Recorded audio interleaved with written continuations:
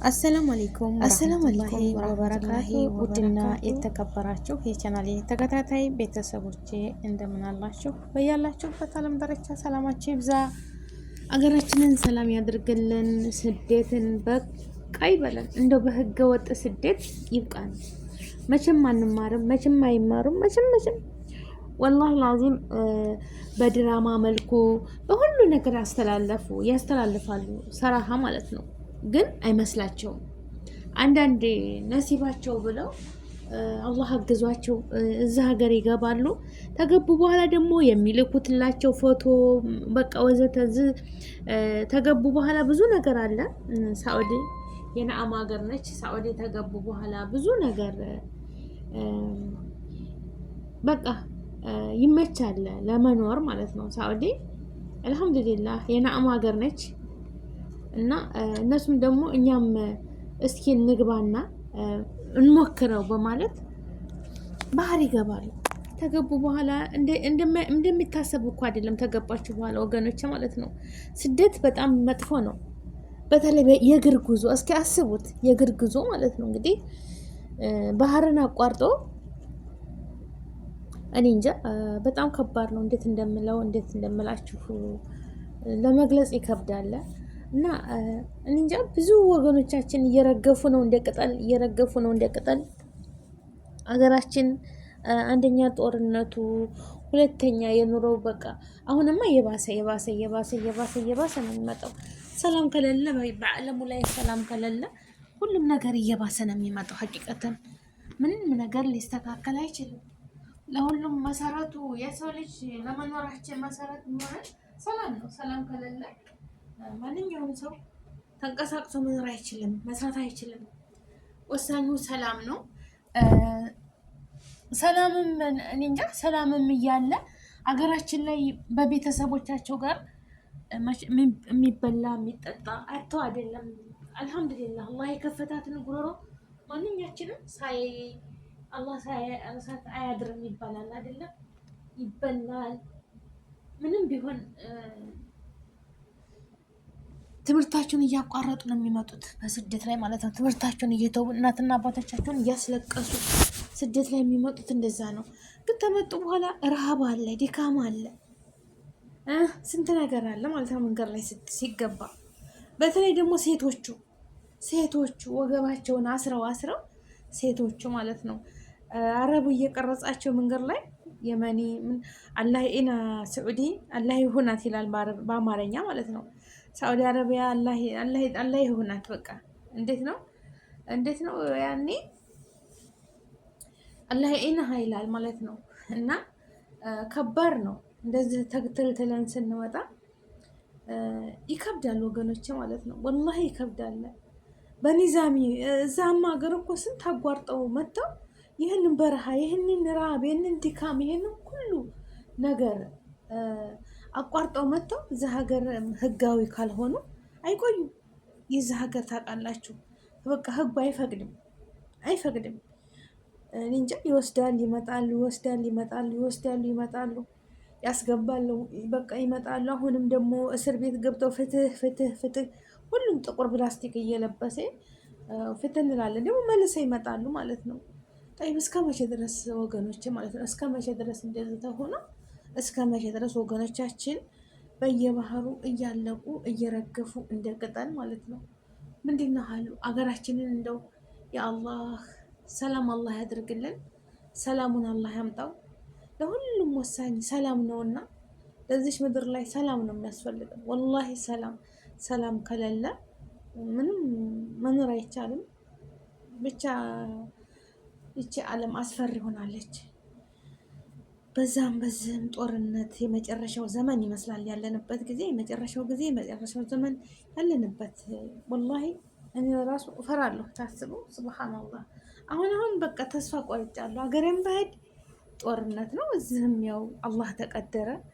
እንግዲህ የመዳም ቅመሞች የማይጨነቁ የለም። የሰው ልጅ አልፍልናል ብለን ነው የመጣ ነው። ግን በቃ ኸላስ ይችን ዓለም ሞት ፍራቻ ብንሮጥ የትም ብንገባ ከሞት አናመልጥም ማለት ነው። እሱ ተቀደራት ውጭ ምንም አናመልጥም። አላህ ብቻ እሱ በራህመቱ በዝነቱ በቃችሁ በቃ ብሎ ሰው ለሰው ልጅ እንደው የምንተዛዘንበት የምንገዳደፍበት ቀን ያምጣልን እንጂ በጣም ከባድ ጊዜ ነው ያለ ነው። ወላሂ ከባድ ጊዜ ነው። እኔ እንጃ ለስንት ድምፅ ሆነው ይዘልቃሉ እነ ሀቢባ እነ መሲ እነ ሳሬ ለስንቱ በቃ ሁልጊዜም ማሻላ ባረከላ እነሱ። አሁን የሆነች ሴታችን እንደዚህ ባለፈው ሪያድ ውስጥ እርስ በራሳቸው ሴትና ወንድ ተጣልተው መጠጥ ቤት ገብተን ምናምን እስቲራሃ ምናምን ያሉ አይኗን ሁሉ ፀጉሯን ተነቅላ እንደዚህ ባለፈው እንዲህ ቲክታክ ላይ መታ ቀርባ በቃ ይካሰኝ ካሳ ፈልጋለሁ ትላለች ልጅቷ ማለት ነው። ካሳ ፈልጋለሁ። እንግዲህ አስቡት ራሳቸው ሂደው እዛ ቦታ ተጣልተው ህዝቡ ምን አገባው እስቲ እሺ የታመሙትስ እሺ የታመሙትስ እሺ የታመሙትን መርዳት ግዴታችን ነው። ገባቸው አይደለ? የታመው ነው ወርቀው ጠያቂ የላቸውም። ግን እነዚህ በነገራችን ላይ እነዚህ ጠግበው በየስትራሃው የሚሄዱ ሴትም ሆነ ወንድ እነዚህ በቃ የሆነ ነገር እንዴት ልበላችሁ፣ መንግስት ራሱ የራሱ ህግ የኛ ኤምባሲም ሆነ የዚህም ሀገር ህግ በቃ የሆነ ነገር ማድረግ አለበት ማለት ነው። እንዲው አዳሜ እየወጣች እዛ እስቲራሃ ሄዳ ጠጥታ በልታ ራሷ በምትደባደቡ እንደገና ደግሞ በየቲክታኩ ላይ መጣ እኔ ካሳ ይገባኛል፣ ህዝቡ ይካሰኝ። በቃ ይሄን ያህል እኔ እንጃ። እኔ መሲ ትትናደድ ነበር፣ በቃ ትትናደድ። 8,000 የተቀመጠበት ሰው ላይ ልጅቷ አልፈልግም ይሄን ያህል ማድሪ 5,000 ብር ምናምን ሰጥተዋት ነው መሰል አዋጥተው ካሳ ምናምን ብለው ይሄን አልፈልግም 5,000 ብር ማለት ልጁ ነው መሰለኝ እንደዛ ሊከፍላት የነበረው አልፈልግም ይሄንን ብላ ስትወጣ መሲ ስትናደር ነበር ማለት ነው።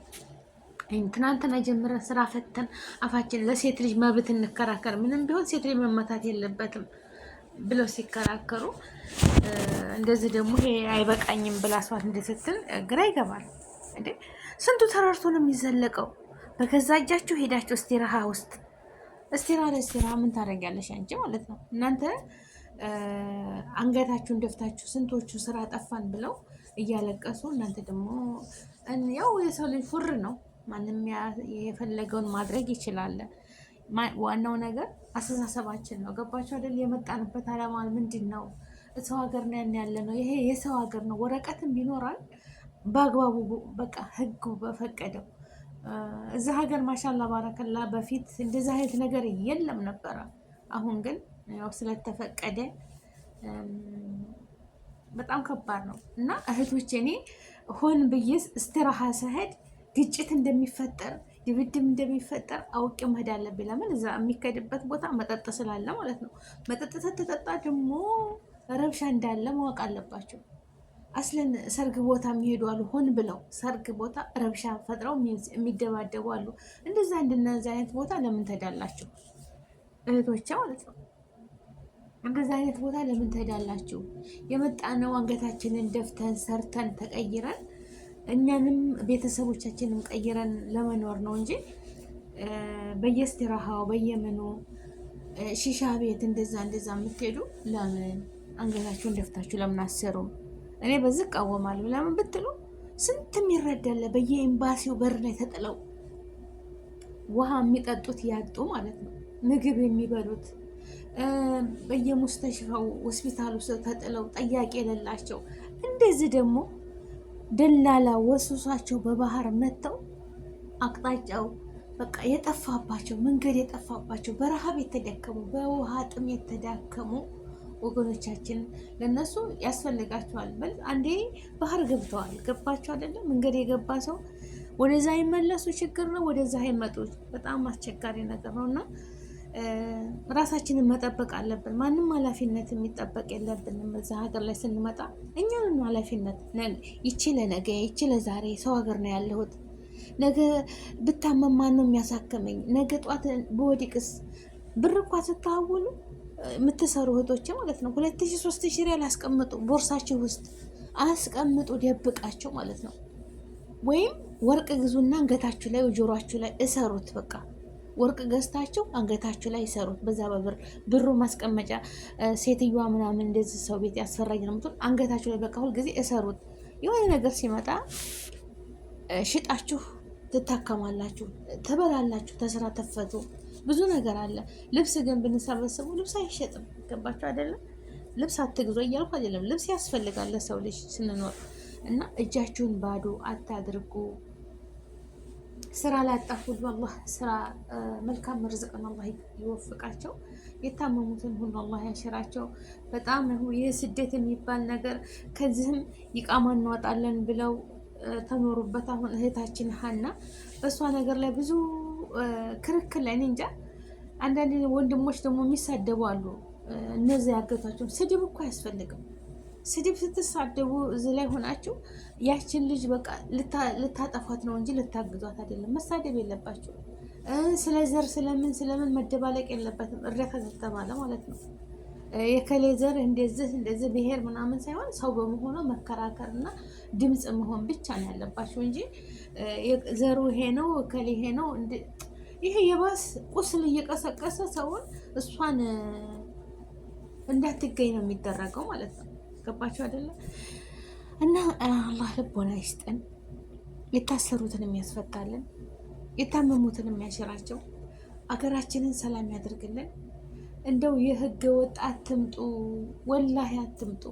የሚመጡት ትናንሾች ትምህርታቸውን እየተው እናት አባታቸውን ሄደን እንቀየራለን ብለው ተደብቀው የሆነ ነገር እናት አባት ደግሞ እዛ አረ ቢስሚላ እንደው ሀገራችን እኮ ሙሳዑዲ ብቻ በሊቢያ ይሄዳሉ፣ በዛ ይሄዳሉ ታስረው በገመድ እዛ እየተቀጠቀጡ ቤተሰብ ላይ ነው በቃ እናት አረ ቢስሚላ እና ስንት ጭንቅ አለ። እናት ያንን መከራ ስታይ ያንን ለቅሶ ስታይ የምትጨነቀውስ ጭንቀት የምታስበውስ በቃ ሁልጊዜ ለቅሶ። እሺ በኮንትራት ተመጣችሁ በኮንትራት ቶሎ ይሻላል። ያ መመለስም ካልተስማማ እኮ ወደ ቢሮአቸው ስንቶቹ ናቸው ቤት ይቁጠረው በየቢሮ የተቀመጡት እዛ ሀገር እኮ መጥተው ወላሂ ቤት ይቁጠረው ማለት ነው። ሰዎቻቸው እያሰቃዩቸው እና ሀገራችን እንጃ ብቻ አላህ ያውቃል። እሱ ፈጣሪ ነው የሚያገኛ መጨረሻችንን ፈጣሪ ነው።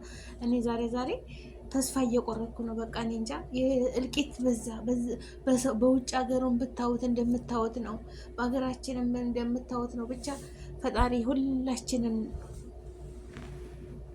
አጀላችንን እሱ ጋር ናት የጻፈልን። መቼ ተጨነቅንም አልተጨነቅንም አሟሟታችንን ያሳምርልን ማለት ነው።